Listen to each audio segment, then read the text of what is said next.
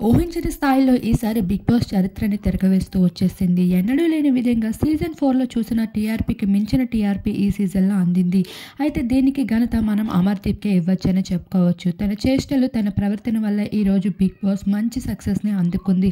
ఈ భాగంగానే ఈసారి 'బిగ్ బాస్' సీజన్ 7ని చాలా డిఫరెంట్‌గా అయితే గ్రాండ్ ఫినాలేని లాంచ్ చేస్తూ వస్తున్నారు. అయితే పెద్ద పెద్ద సెలబ్రిటీస్ అందరూ ఈసారి గ్రాండ్ ఫినాలేలోకి వచ్చేయబోతున్నారు.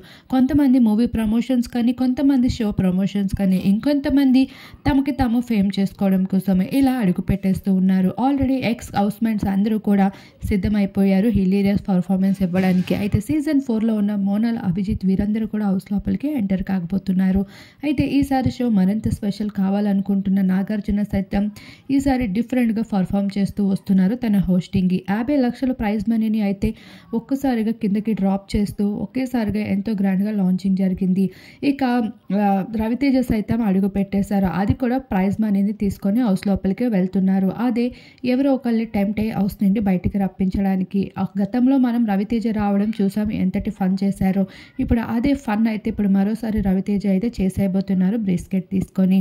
ఇక చిరంజీవి గారు సైతం తన చేతుల మీదుగా ట్రాఫీని అయితే విజేతకి అందించబోతున్నారు. ఎక్కువ ఓటింగ్స్‌తో అయితే అమర్‌దీప్, పల్లవి ప్రశాంత్ వీరిద్దరూ విన్నర్స్‌గా అయితే కొనసాగుతూ ఉన్నారు. అయితే ఇద్దరిలో ఎవరు విన్నర్, రన్నర్ అనే విషయం మాత్రం ఎవరు చెప్పలేకపోతున్నారు. గతంలో కూడా శ్రీహాన్, రేవంత్ వీరిద్దరూ కూడా విన్నింగ్ రేస్‌లో దూసుకుపోయారు.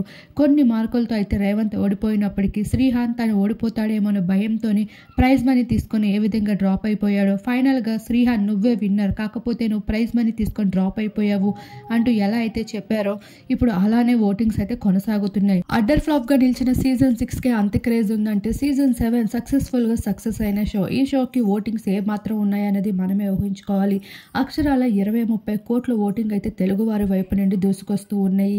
అయితే ఆ ఓటింగ్స్ అన్నిటిని ఇప్పటికీ కూడా లెక్కింపిస్తూనే ఉన్నారు. ఇంకా విన్నర్ ఎవరు అనేది క్లారిటీ అయితే ఇవ్వలేకపోతుంది బిగ్ బాస్ యాజమాన్యమే.